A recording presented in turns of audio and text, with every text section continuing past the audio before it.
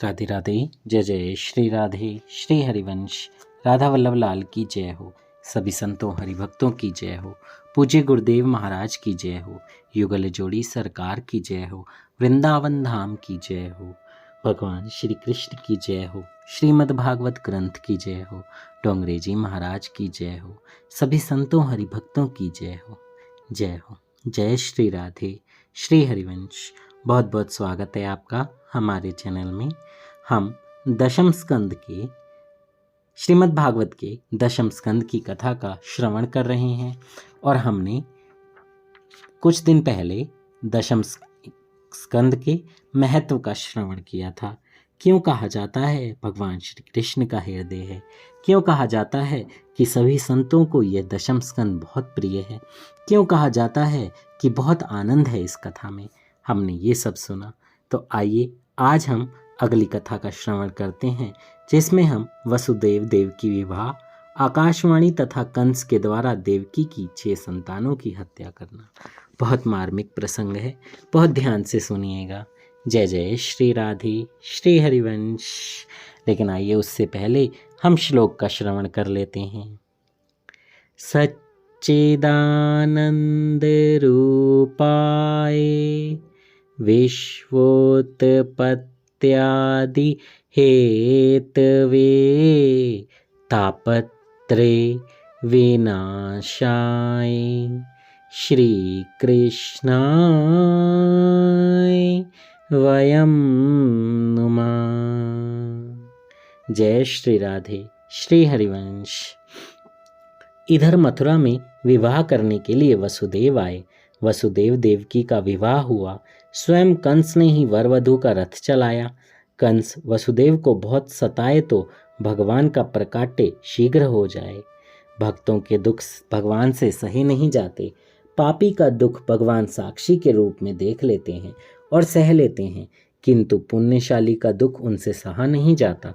आकाशवाणी सुनाई दी, हे कंस, देवकी की 8वीं संतान तेरी हत्या करेगी। कंस ने आकाशवाणी सुनी तो तलवार लेकर देवकी की हत्या करने के लिए तैयार हो गया। तो वसुदेव उसे समझाने लगे, जो आया है वह जाएगा, जिसका जन्म हुआ है उसकी मृत्यु भी होगी। इसलिए तो महात्मा जन मृत्यु को टालने का नहीं, सुधारने का प्रयत्न करते हैं। मृत्यु का निवारण अशक्य है। शीर्यते इति शरीरम। शरीर का नाश तो होगा ही, वैर ना करो। वैर या सुख की वासना मृत्यु भ्रष्ट करती है। वैर वासना का त्याग करके प्रभु स्मरण करता हुआ जो मरता है उसकी मृत्यु उजागर होती है। देवकी की हत्या करने से तो तुम अमर हो नहीं सकते, और देवकी तो तुम्हारी मृत्यु का कारण है ही नहीं। कंस ने कहा, हाँ यह तो है। वसुदेव जी बोले, तो मैं देवकी की सभी संतान तुम्हारे हवाले करता रहूंगा। कंस ने भी सोचा, यह ठीक है, स्त्री हत्या के पाप से तो बच जाऊंगा। उसने कहा, अच्छा, मैं देवकी की हत्या नहीं करूंगा। वसुदेव शुद्ध सत्व गुण का स्वरूप है। विशुद्ध चित्त ही वसुदेव है। देव की निष्काम बुद्धि है। इन दोनों के मिलन होने पर भगवान का जन्म होता है।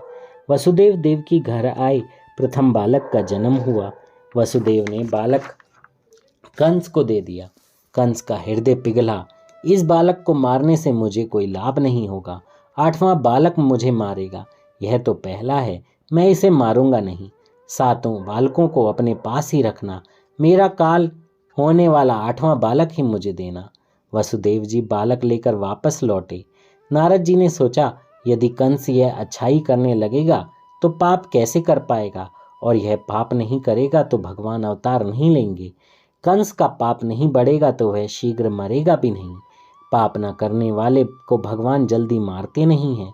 ईश्वर तो किसी को भी नहीं मारते, मनुष्य का पाप ही उसको मारता है।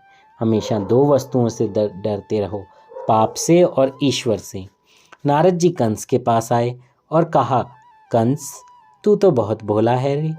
देव तुम्हें मारने की सोच रहे हैं। वसुदेव के बालक को छोड़कर तुमने अच्छा नहीं किया। कोई भी 8वां बालक हो सकता है। यदि 8वें बालक को पहला माना जाए तो पहला बालक 8वां माना जाएगा। कंस, तो क्या मैं सभी बालकों की हत्या करता रहूं? नारद जी ने सोचा, यदि मैं सम्मति दूंगा तो मुझे भी बाल हत्या का पाप लग जाएगा। दूसरों को पाप की प्रेरणा देने वाला भी पापी है। नारद जी ने कहा, राजन, मैं तो तुम्हें सावधान करने के लिए आया हूँ। तुम्हें जो ठीक लगे वे करते रहना। और वे नारायण नारायण बोलते हुए चले गए। नारद जी ने कंस के पाप को बढ़ाने के हेतु ही उसे उल्टा सीधा पढ़ा दिया। कंस ने वसुदेव देवकी को कारागार में बंद कर दिया। बिना अपराध ही बंधन में फंस गए। फिर भी उन्होंने मान लिया कि शायद ईश्वर को यही पसंद है। यह तो भगवान की कृपा है कि उनका नाम स्मरण करने के लिए एकांतवास मिल गया है। अतिशय दुख को भी प्रभु की कृपा ही समझनी चाहिए। कंस अभिमान है, यह जीव मात्र को बंद किए रहता है। सभी जीव इस संसार रूपी कारागृह में बंद हैं। हम सब बंदी हैं। जीव जब तक काम के अधीन है तब तक वह स्वतंत्र नहीं है। सभी बंदी ही हैं। वसुदेव देवकी कारावास में भी जागृत थे, जबकि हम तो सोए ही रहते हैं।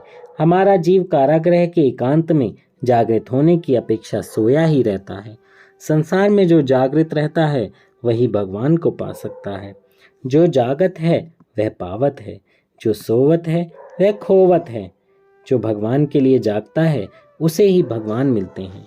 कबीर जी ने कहा है, सुखिया सब संसार है, खावे अरु सोवे, दुखिया दास कबीर है, जगे अरु रोवे। कबीर उनके लिए जागे और रोए सो उन्हें भगवान मिले। मीरा भाई भी उनके लिए जागी और रोई सो उन्हें भगवान मिले। कंस ने देवकी की 6 संतानों की हत्या कर दी। माया का आश्रय लिए बिना भगवान अवतार नहीं ले सकते। शुद्ध ब्रह्म का अवतार हो ही नहीं सकता। यदि ईश्वर शुद्ध स्वरूप से आए तो जो भी उनका दर्शन पा सके उसका उद्धार हो जाएगा। दुर्योधन ने द्वारिकाधीश के दर्शन तो किए थे, किंतु माया से आवृत प्रभु के दर्शन किए थे। जो निरावृत ब्रह्म का साक्षात्कार पाता है उसे मुक्ति मिलती है। मायावृत ब्रह्म के दर्शक की मुक्ति नहीं होती। संभव है भगवान के अवतार के समय हम कीड़े मकोड़े होंगे। हमने भगवान के दर्शन तो किए होंगे, फिर भी आज तक हमारा उद्धार नहीं हो पाया है। योग माया का आगमन हुआ। उन्होंने 7वें गर्भ की रोहिणी के उदर में स्थापना की। रोहिणी सगर्भा हुई और दाऊजी महाराज प्रकट हुए। जय हो, जय हो। बोले दाऊजी महाराज की जय हो, शेषनाग महाराज की जय हो, बलराम महाराज की जय हो। भाद्रपद शुक्ल एकादशी के दिन दाऊजी महाराज प्रकट हुए। बलदेव शब्द ब्रह्म का स्वरूप है। पहले शब्द ब्रह्म आता है, बाद में पर ब्रह्म। बलराम का आगमन होने पर पर ब्रह्म गोकुल में आते हैं। दाऊजी ने आंखें खोली ही नहीं। जब तक मेरा कन्हैया नहीं आएगा मैं आंखें नहीं खोलूंगा। यशोदा जी पूर्णमासी से बलराम की नज़र उतारने की विनती करती हैं। पूर्णमासी कहती हैं कि यह तो किसी का ध्यान कर रहा है। इस बालक के कारण तेरे घर बालकृष्ण पधारेंगे। यशोदा ने सभी को प्रसन्न किया। यश सभी को दोगे और अपयश अपने पास रखोगे तो कृष्ण प्रसन्न होंगे। जीव ऐसा तो दुष्ट है कि यश अपने पास रखता है और अपयश दूसरों के सिर मढ़ देता है। यशोदा यशः ददाति इति यशोदा, जो दूसरों को यश देती है वह यशोदा है। नंद, जो सभी को आनंद देता है वह नंद है। विचार, वाणी, वर्तन, सदाचार से जो अन्य को आनंद देता है उसी के घर भगवान पधारते हैं। जो सभी को आनंद देता है उसी को परमानंद मिलता है। नंद बाबा ने सभी को आनंद दिया, सो उनके घर परमानंद प्रभु आ गए। सभी गोपाल शांडिल्य ऋषि के पास आए। महाराज कुछ ऐसा कीजिए कि नंद जी के घर पुत्र का जन्म हो। शांडिल्य के कहने पर सभी एकादशी व्रत करने लगे। एकादशी महाव्रत है। एकादशी के दिन पान सुपारी खाना या सोना भी निषिद्ध है। थोड़ा सा फलाहार ही किया जा सकता है। कई लोग साबूदाना आदि भरपेट खाते हैं। आलू आदि खाने पर अन्न दोष तो नहीं होता है, किंतु एकादशी व्रत का पुण्य भी नहीं मिलता है। अगले दिन क्या खाएंगे यह सोच विचार एकादशी के दिन करने से व्रत भंग होगा। एकादशी के दिन तो भगवान स्मरण ही करना चाहिए। सभी ग्वालों की एक ही इच्छा थी कि परमात्मा प्रसन्न हो जाएं और नंद बाबा के घर पुत्र का जन्म हो। भाद्रपद शुक्ल एकादशी से सभी गोकुलवासी निर्जला एकादशी आदि व्रत करने लगे, सो भगवान गोकुल में पधारे। बालकों ने भी व्रत किया, सो वे कहते हैं कि हमारे व्रत के कारण ही कन्हैया आए। कन्हैया तो सबका है। नंद महोत्सव में सारा गांव आनंद में नाच रहा था। सभी को लगता है कि कन्हैया उसका है। सारे गांव ने व्रत जो किया था। सुखदेव जी वर्णन कर रहे हैं, इधर देवकी ने 8वां गर्भ धारण किया तो उधर कंस ने सेवकों को सावधान किया कि मेरा काल आ रहा है। सेवकों ने कहा, हम तो सदा जागते ही रहते हैं, हम चौकन्ने रहते हैं, बालक का जन्म होते ही आपको समाचार दे देंगे। देवगण देवकी गर्भवासी भगवान नारायण की प्रार्थना करते हैं। आप तो सत्य स्वरूप त्रिकाला बाधित हैं। अपने वचन सत्य करने के हेतु आप पधार रहे हैं। अनेक विद्वानों की अधोगति हमने देखी है, किंतु जो व्यक्ति आपकी लीलाओं का स्मरण और आपके नाम का जप करता है, उसकी कभी भी अधोगति नहीं होती है। नाथ आप कृपा करें। देवों ने देवकी को भी आश्वासन दिया। नवमास परिपूर्ण होने को आए। मन, बुद्धि, पंच प्राण आदि की शुद्धि हुई है। इन सब की शुद्धि होने पर परमात्मा के दर्शन की आतुरता बढ़ती जाती है। ईश्वर के दर्शन बिना चैन नहीं आता, अतः जीव तड़पता है और अतिशय आतुर हो जाता है, और तभी भगवान अवतार धारण करते हैं। जय हो। हमारे प्यारे प्रभु का प्रकाट्य होने वाला है। हमारे प्यारे प्रभु सबको अपनी लीला से मोहित करने आ रहे हैं।